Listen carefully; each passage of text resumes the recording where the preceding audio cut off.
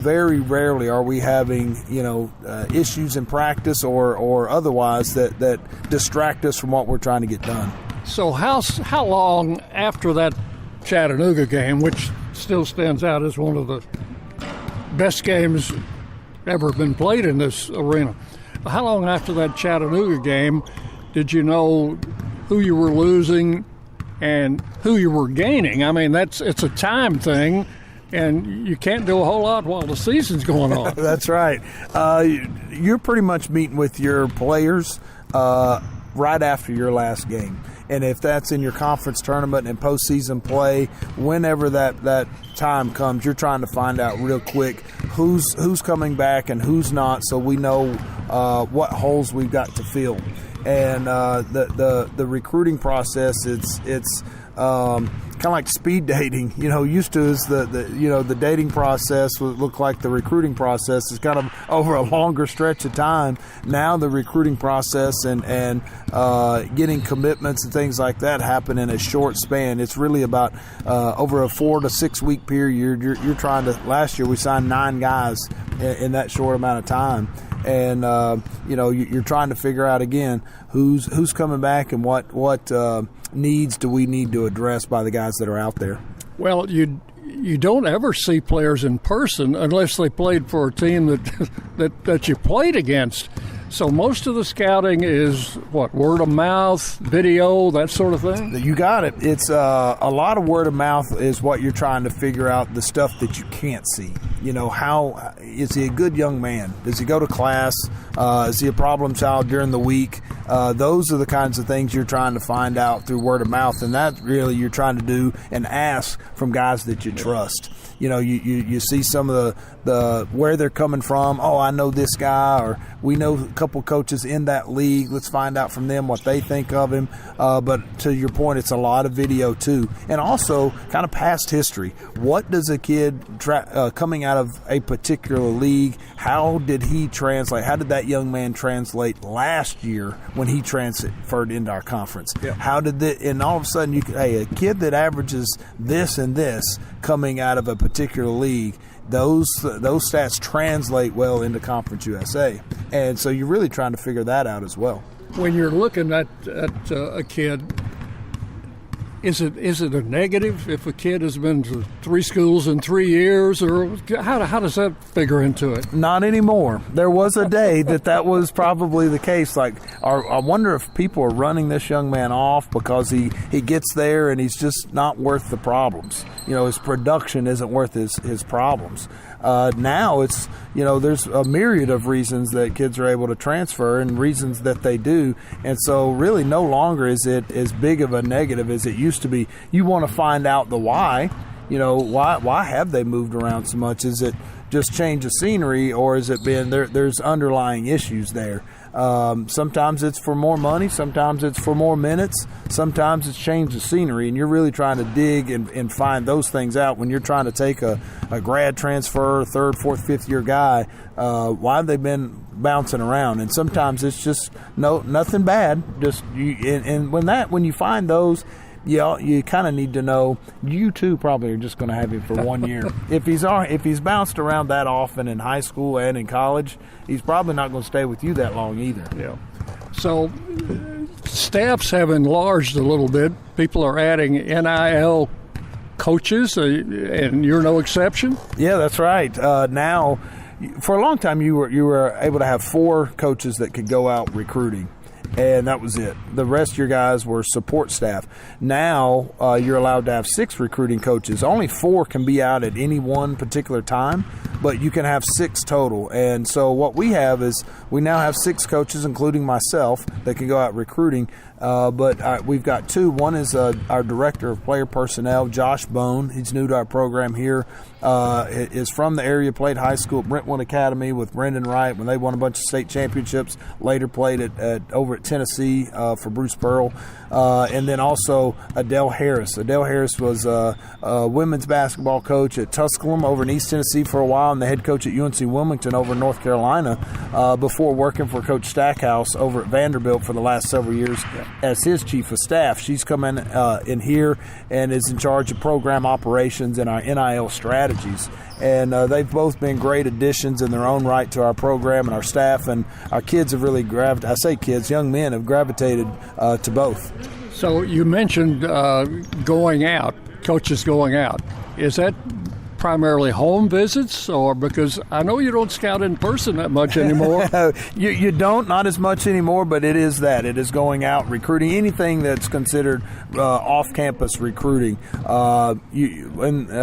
Several years ago, and going back, you were only allowed to have 4 on your staff that were allowed to do that. Now we have 6. Every staff has 6 that are allowed. You could have a staff of 10, 12, 14 if you want to, but you have to designate which 6 are allowed to be off-campus recruiters, and those are our 6. You mentioned the backcourt players we lost. You brought in Smith, you brought in Carter, and we saw quite a bit of them in the first 3 games, and how are they working in? I think one of the most exciting things is not only are they good in their own right, they're good together too. Job and Carter won a couple of state championships here in this building. When he was over in East Tennessee at Alcoa High School, went to Penn State, transferred in here, and has been a great addition to our team.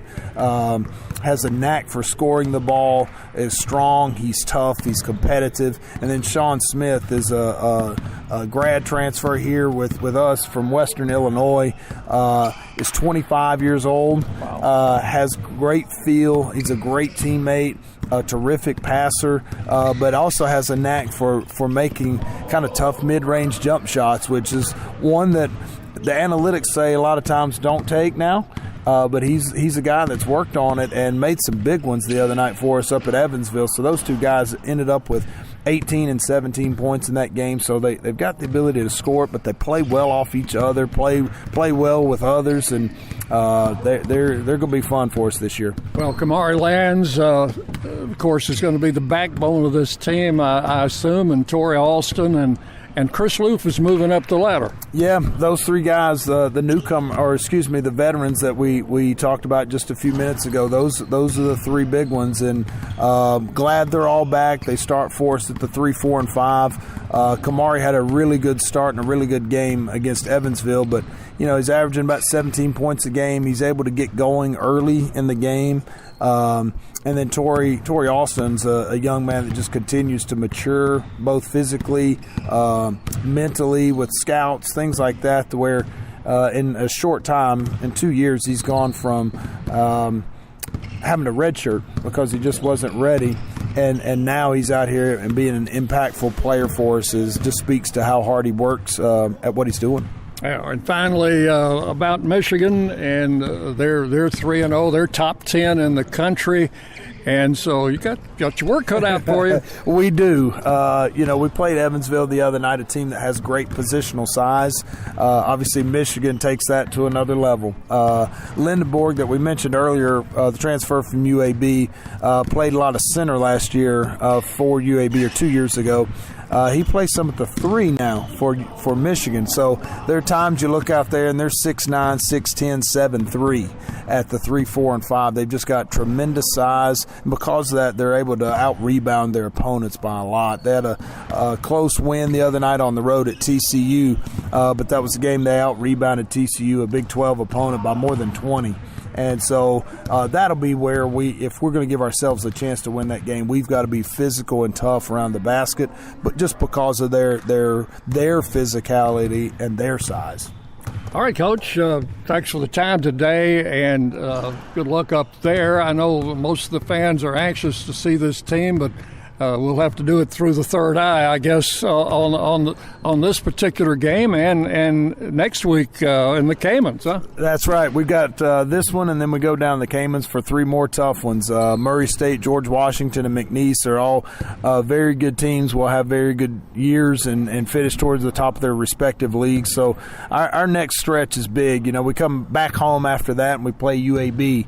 And so after that, we play Belmont. After that, it's Kennesaw State. 8. So we've got a 7 or 8 game stretch here that's tough, and our guys got to be ready to go every night. Blue Raider head coach Nick McDavid, thanks for your time today. The liberals are screwing up this country, but Senator Bill Hagerty is fighting back.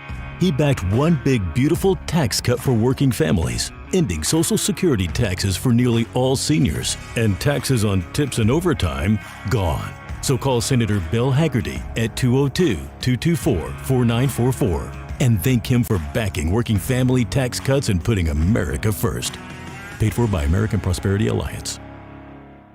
This is Chip Walters, and I'm honored to be your 2024 MTAR Realtor of the Year. I'm with Exit Realty Bob Lamb & Associates, and like many of you, I've seen the real estate market shift and change.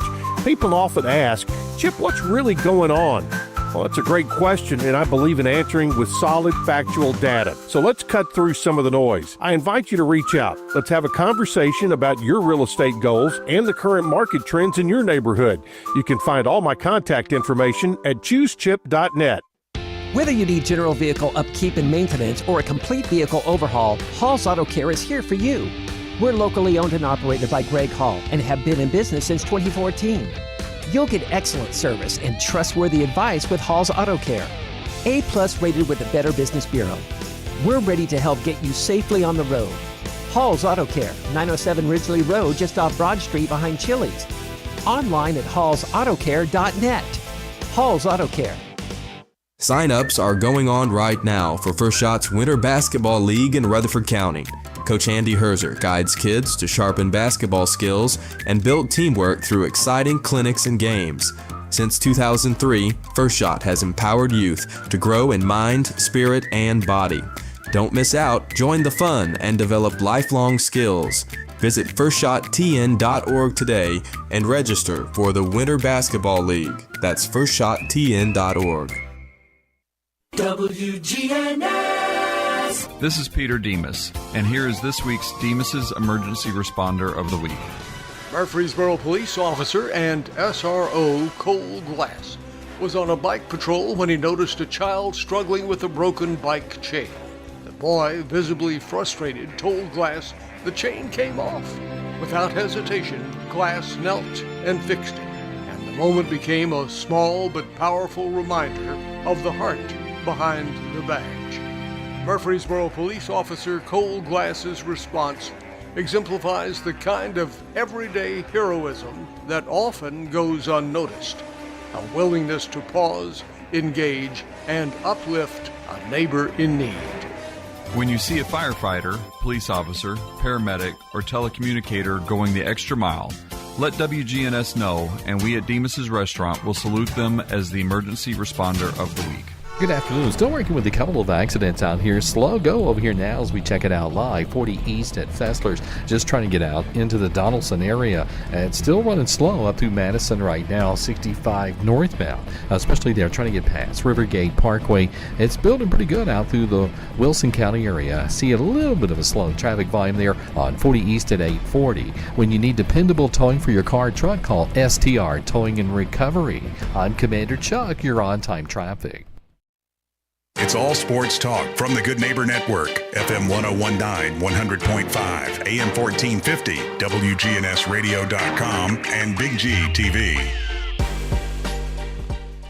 Welcome back into All Sports Talk for this Monday afternoon. We're going to be talking Blue Raider basketball on this segment with Blue Raider head coach Rick Ensel as the Raiders get ready for a big Thursday night clash with the Tennessee Lady Vols here at the Murphy Center.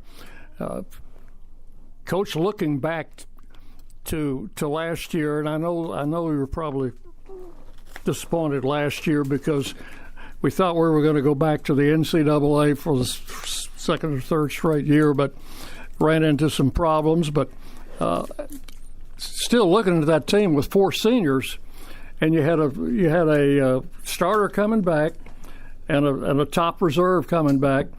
And then all of a sudden things changed, and the landscape became a little bit different. Well, those young ladies had a great career. Did probably one of the winningest groups that's ever been through here for 4 years. When Nas played, she was absolutely unstoppable. When Jalen was on, she was absolutely unstoppable.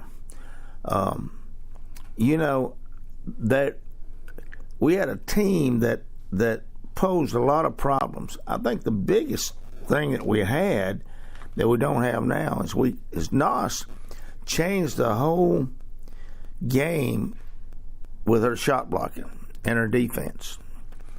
And then, Gregory changed the whole game with her shooting out there they got where they wouldn't let her catch the ball. And that was smart on everybody's part. But it was just a special group. They played together for 4 years. They knew how to win. They knew what it took to win, and they went out there and they were all business. That's what happens when you get a group together like that. That was much like that Alicia Clark group that we had, and you could come right Ebony Rowe group. It took them a little while to get to that point. I see this group that we got getting to that point eventually. If we can keep everybody together and we can stay healthy, I think we're going to be all right. But I'm pretty excited about what we got. I'm not excited about being 2-2, but I am pretty excited about our basketball team. Well, and the landscape changed when Tamia hit the transfer portal, and I know you'd already recruited a lot of these kids by that time, but then everything was a little different. Well, Tamia didn't have much choice to go with as much money as they claimed that she was being paid. If they gave her what they said they were giving her, then hey, she had to go, and we didn't have any negative feelings on that. But we have found out that a lot of those claims that are being made by a lot of these Power 4 schools, they're not following up on. They get you there, they get you signed, now you can't go anywhere, and then all of a sudden, we're low on money, or we didn't jump through this hoop, or we didn't jump through that hoop. And that's why Blakely came back to us. I mean, she was promised some stuff to go to Arizona. I tell my parents that come in here, and also players that come in here that we're recruiting, that a lot of these coaches are like used car salesmen. Now, I'm not being negative on a used car salesman because I've been there before. But, all they do is they get your thought process off of the tires not being any good on the air conditioner. Or get you on, hey, it's got great air conditioning, it's cool and everything else, but hell, it won't steer. So, so the same thing holds true with basketball coaches. They get your mind going in this direction, all of a sudden you get signed, there's not a whole lot you can do, and then they can't come through with what they said they were going to do. So, and you might say, well, what keeps y'all from doing that, or your staff? Because what we tell our players when we recruit them is what we stand by. Dr. McPhee stands by us. Chris Massaro stands by us. And therefore, when we tell a parent or we tell a kid, we just recently lost a kid to one of the universities that we were recruiting against. And all they wanted to talk about, Dick, well, Coach Rick's not going to be there. Well, how they know I'm not going to be here? They're not going to give you the money that they promised. Well, how do they know that? We have never defaulted on anything that we've told people that our kids that we were going to give them. And then they're not going. The new building program, they're not going to be done with that in the next 18 months to 24 months. Well, how do they know? And and like I told the parents, if I tell you this is the way it's going to be, that's the way it's going to be. We're about to start on this phase 2 of this building here at Murphy Center, and it's going to be done within the next 24 months. Now, you can like it or lump it, but it's going to be done, and you can be part of that. And, when we say this is what we're going to pay you, that's what we're going to pay you. And we got it laid out. We got 2 people that are in charge of that. And then it gets okayed by Chris, and it gets okayed by Dr. McPhee, and then it's passed through. So, and then as far as me retiring, I'll probably die on the job before I retire.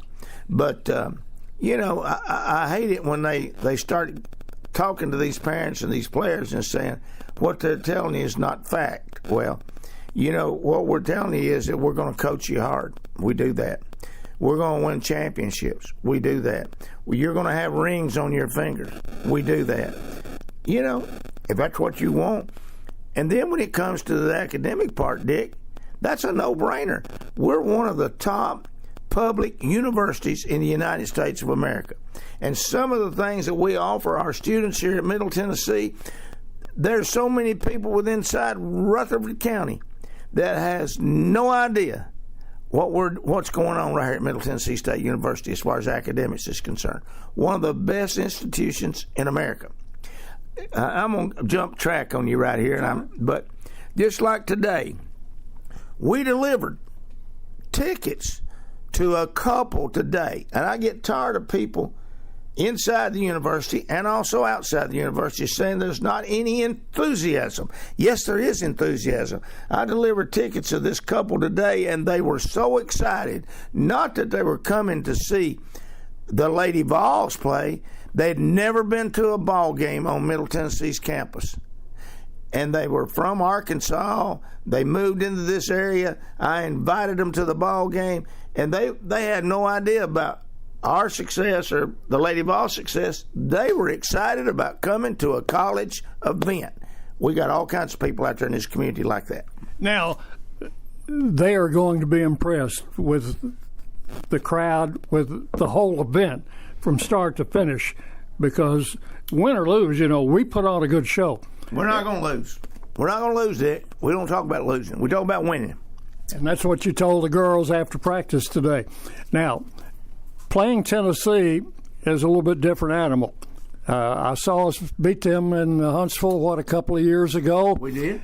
It's a different type Tennessee team, and I know you spent most of the time today working against their press, and that is one of their strong points. Well, Dick, if we handle the basketball against their press and against their pressure, we got a shot to win. If we don't, it's going to cost us. Another thing, if they come out here Thursday night and they hit 19 threes, I don't care what. Johnny Wooden can come back from the grave, and there ain't a whole lot can be done when somebody's going to hit 19 threes. Now, we've been there. You've been with me. We hit 20 threes at Louisville that night. You remember that? I remember. And beat a ranked Louisville team the last time that they'd been beaten, Freedom Hall. Or they played in Freedom Hall. We played that game. And we beat a North Texas team here that was real good, and we hit 20 threes in that game. I didn't know at that time that 21 threes was the NCAA record, or we'd have tried to go on for that record, but, we didn't know that. But anyway, not a whole lot's going to be done if that happens.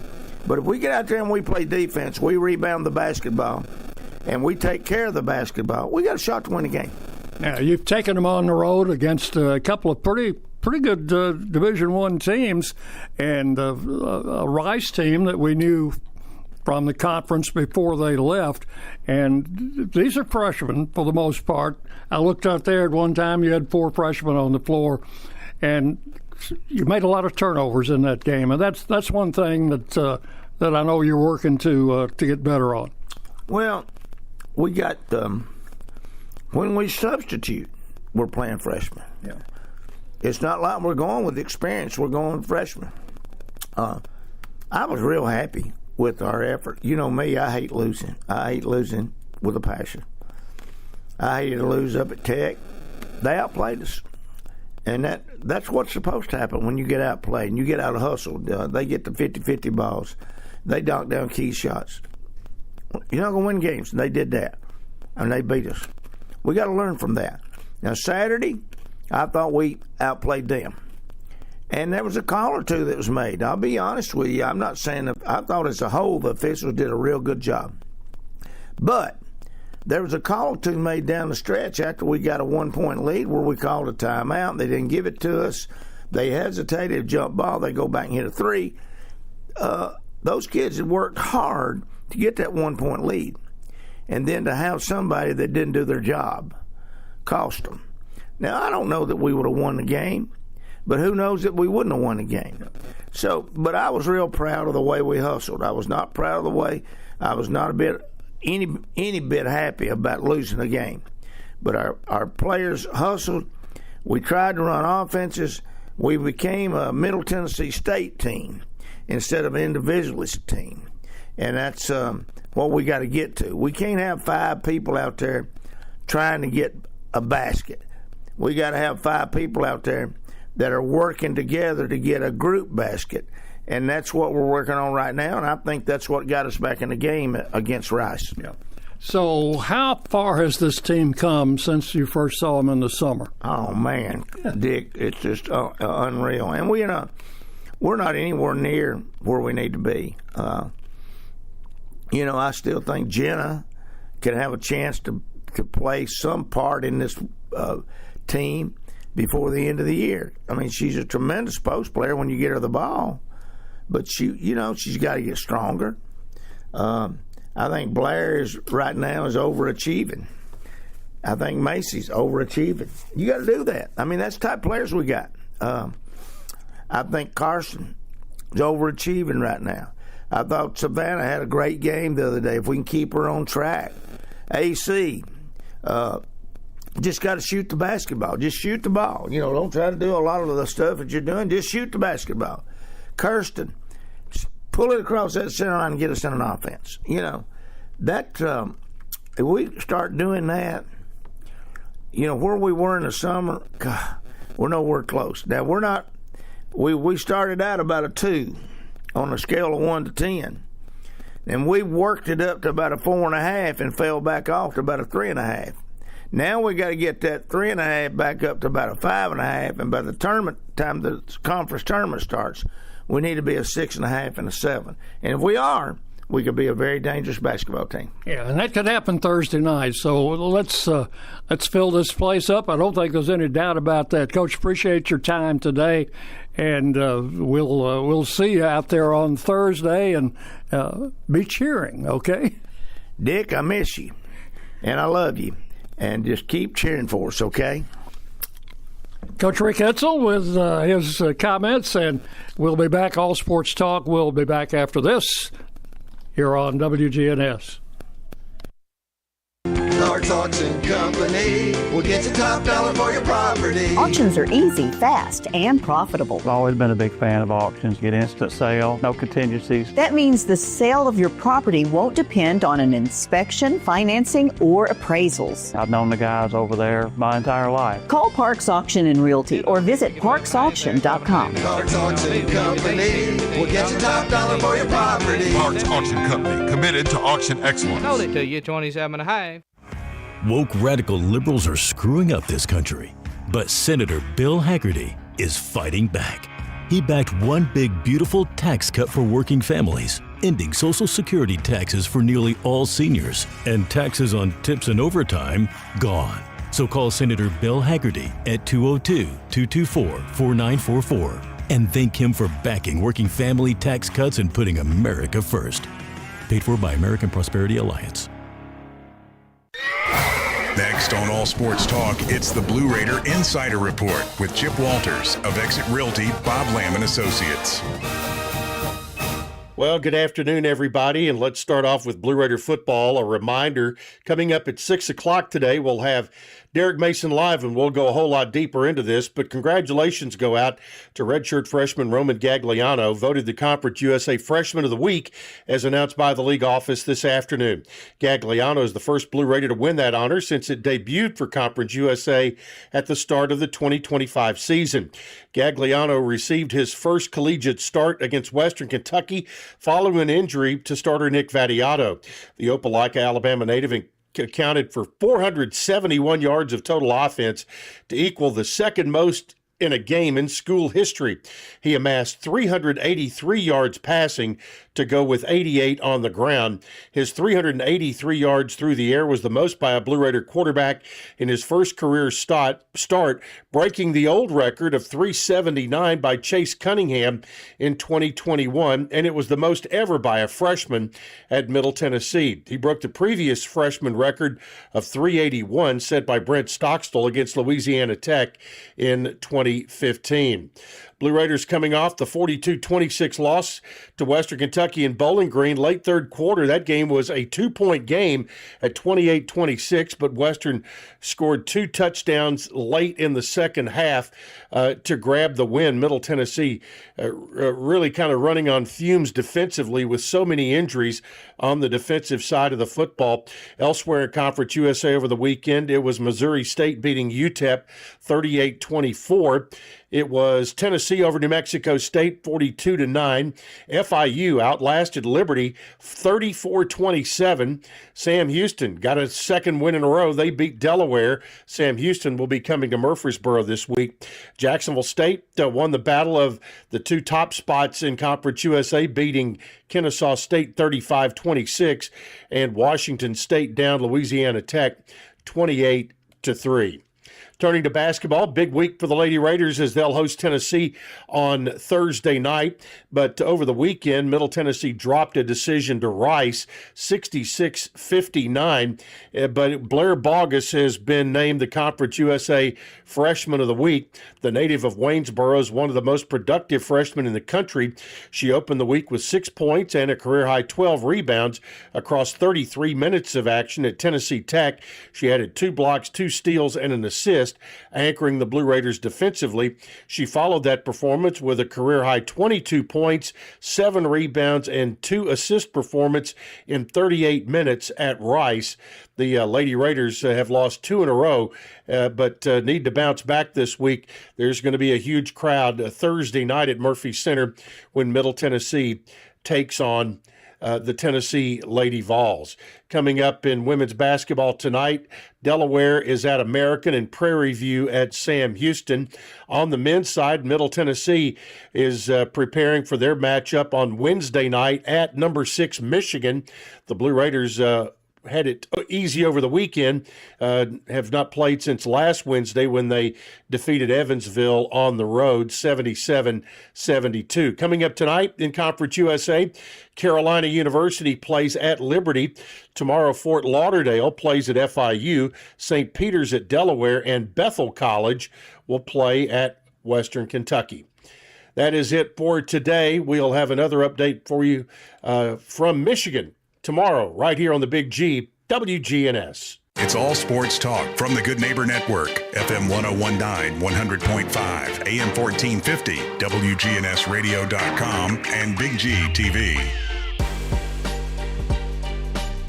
All right, thank you, Chip. Welcome back into All Sports Talk for Monday afternoon. Welcome back to All Sports Talk. I'd like to thank Coach Nick McDevitt and Coach Rick Hensel for visiting with us today on our first couple of segments in the program, and we hope you'll be listening on Wednesday night when the Blue Raiders take on the Michigan Wolverines in Ann Arbor.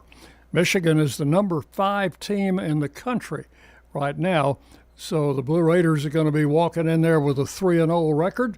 Michigan also 3-0. You'll can hear the broadcast right here on the Blue Raider Network, WGNS, and that will start at 5 o'clock on Wednesday, tip-off scheduled for 5:30. And then on Thursday, the Lady Raiders will entertain the Lady Vols of Tennessee. Tennessee coming off a couple of victories over in-state schools as they defeated UT Martin on the road and then beat Belmont in Knoxville. So they will have a little impetus coming in. The Raiders coming in at 2-2. Having dropped their last game on the road to Rice, that on Saturday afternoon. So the Raiders, both teams working hard to get ready for these matchups against top 10 teams in college basketball. And after that, both teams will be headed for tournament action. The Raiders will be going south and will be out on the coast. They'll be playing Providence and probably Mississippi State on Sunday and Monday.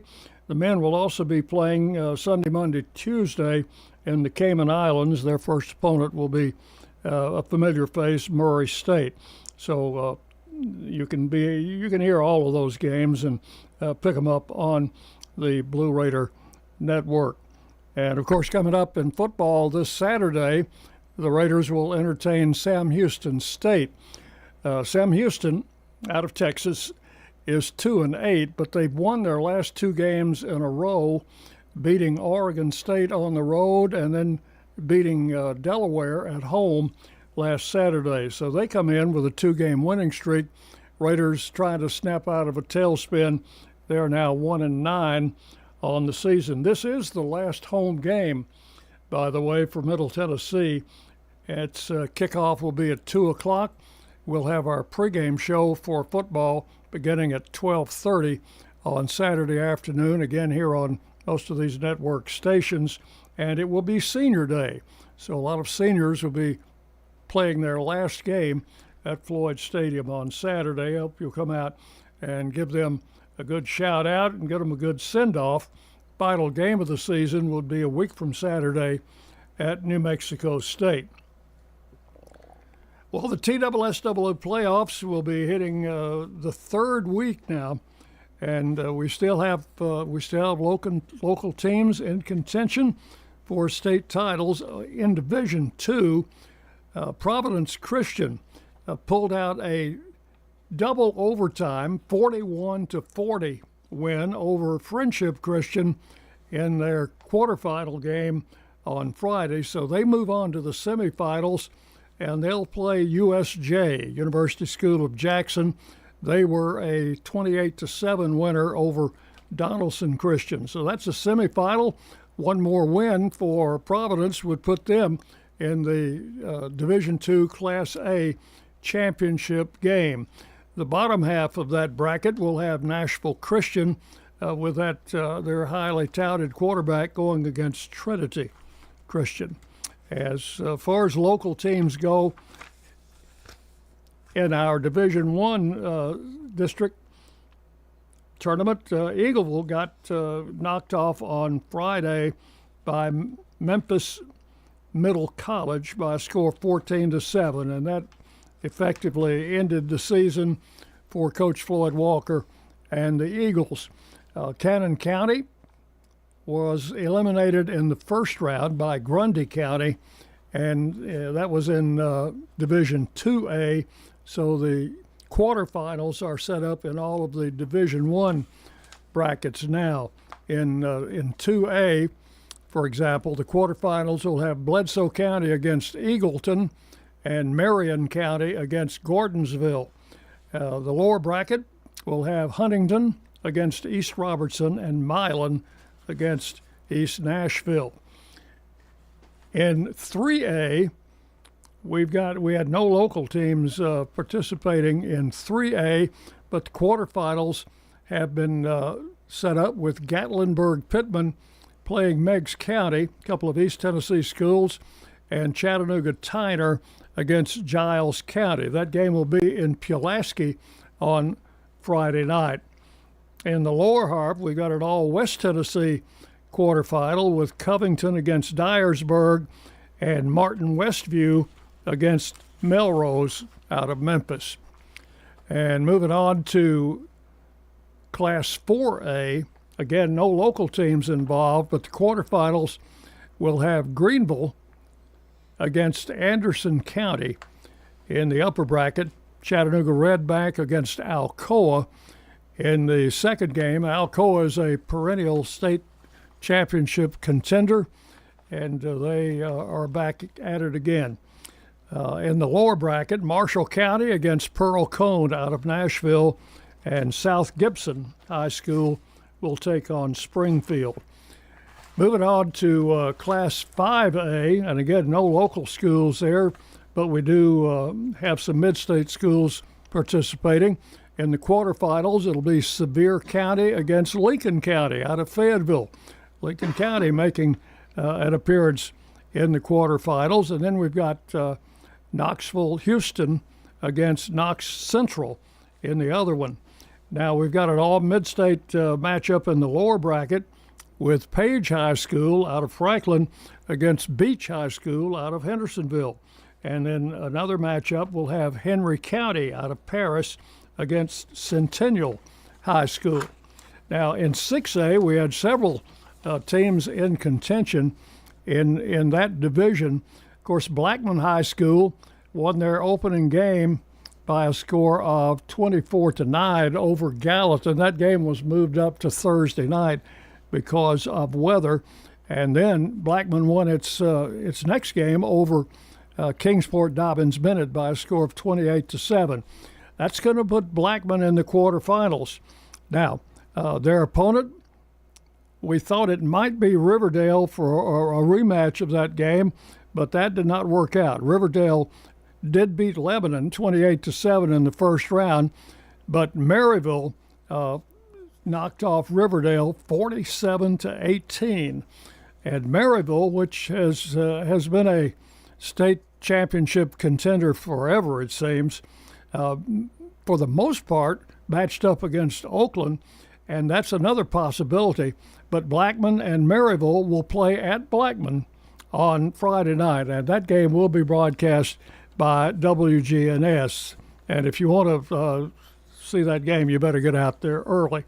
In the other bracket, Oakland, ranked number 1 in the state, knocked off Cookeville in their first game and then beat Bradley Central 35-10 last Friday. Oakland will move into the quarterfinals. We thought we might have an Oakland-Smyrna matchup, but Smyrna lost in the first round to Green Hill, and then Green Hill defeated Science Hill of Johnson City.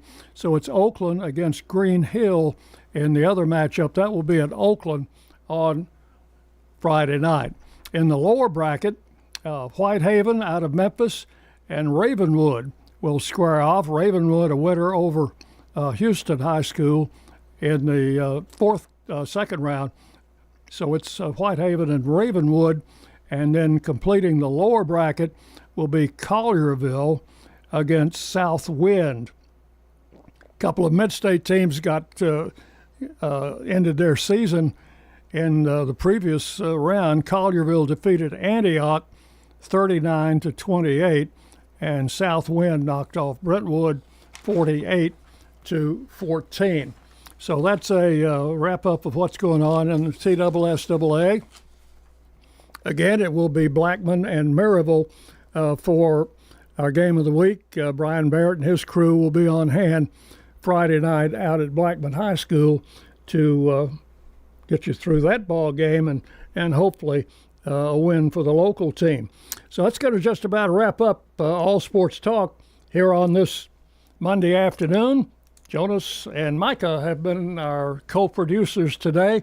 And until next Monday, this is Dick Palmer thanking you for listening. Derek Mason Live coming up next on WGNS.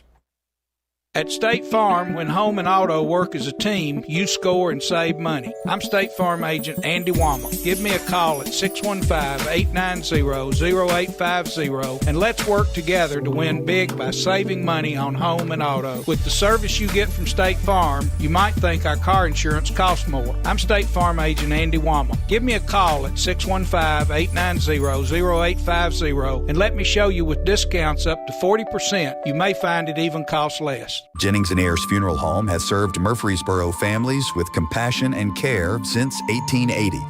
As a family-owned funeral home, we're committed to honoring every life with dignity through traditional services, cremation options, and pre-planning that gives you peace of mind. For over 140 years, we've been here when it matters most. Visit JenningsandAyers.com. Jennings & Ayers Funeral Home, honoring life and comforting families since 1880. When illness or injury turns everyday moments into uphill battles, there are medical professionals who step in with skill, compassion, and unwavering dedication. My name is Joey P. I'm CEO of Murfreesboro Medical Clinic, and we are proud to highlight this month's MMC Heart for Healing recipient. Dr. Michael Herlovic is knowledgeable and attentive, taking time to listen to patient concerns and provide clear explanations with appropriate referrals. Patients consistently report feeling well cared for and appreciate his thorough patient-focused approach. Congratulations to Dr. Michael Herlovic, internist at Murfreesboro Medical Clinic, a trusted physician making a real difference in Rutherford County. Help us recognize these medical heroes in our community. If a doctor, nurse, or medical professional has made a difference in your life, tell WGNS. Help us recognize the medical heroes in our community by nominating them for the MMC Heart for Healing Award. Compassion deserves recognition, and healing begins with the heart. From the Fox Sports Studios in Los Angeles, Here's Dan Beyer. It's now official. Virginia Tech has announced the hiring of James Franklin to be the program's new head football coach, taking over for the fired Brent Pry, who was once the defensive coordinator in Happy Valley under James Franklin at Penn State. James Franklin now leading the Hokies football program. The NFL suspended Bengals wide receiver Jamar Chase for 1 game for spitting on Steelers defensive back Jalen Ramsey during yesterday's contest. Falcons quarterback Michael Penix Jr. is headed to injured reserve after aggravating a bone bruise injury in his knee. ESPN reports that Penix won't play again this season. The New York Jets are making a starting quarterback change. Tyrod Taylor's going to start in Week 12 against the Ravens, according to The Athletic, while Packers head coach Matt LaFleur wouldn't rule out running back Josh Jacobs for Week 12 despite a knee injury. Cleveland.com says the home of Browns quarterback Shedeur Sanders was broken into on Sunday while he was making his debut against the Ravens. Spurs center Victor Wembanyama out a few weeks because of a calf strain. Where is the best barbecue in town? In 1920, East Main, the best barbecue for miles around is in 1920. East Main, you can buy it by the pound, sandwich, platter, or plate. No matter what you choose, it will taste great. You can come with a friend, by yourself, or with a date. Just Lick Pig Barbecue. Barbecue pork, beef, or chicken, Brunswick stew, great sides, lunch specials, down-home atmosphere, and they cater. Slick Pig Barbecue, it's the best.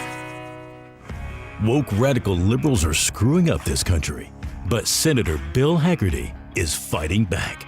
He backed one big, beautiful tax cut for working families, ending Social Security taxes for nearly all seniors, and taxes on tips and overtime gone. So call Senator Bill Hagerty at 202-224-4944 and thank him for backing working family tax cuts and putting America first. Paid for by American Prosperity Alliance. Hi, this is Jenny with Ryan Flowers Coffee and Gifts. Ryan's has been here for almost 100 years serving the community. I feel so blessed when families ask us to help them say goodbye to their family. I do everything that I can to make it just perfect for your final goodbye. Give us a call and we'll make that memorial tribute for your loved one and family.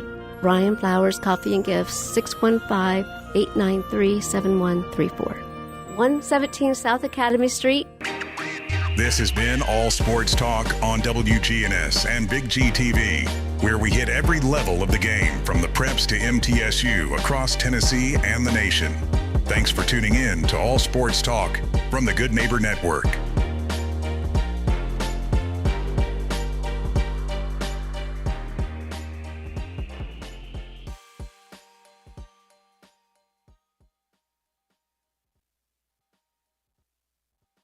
Consumers in many states are furious over rocketing electricity bills, and AI is a big part of the reason. I'm Jeff Colvin of Fortune magazine.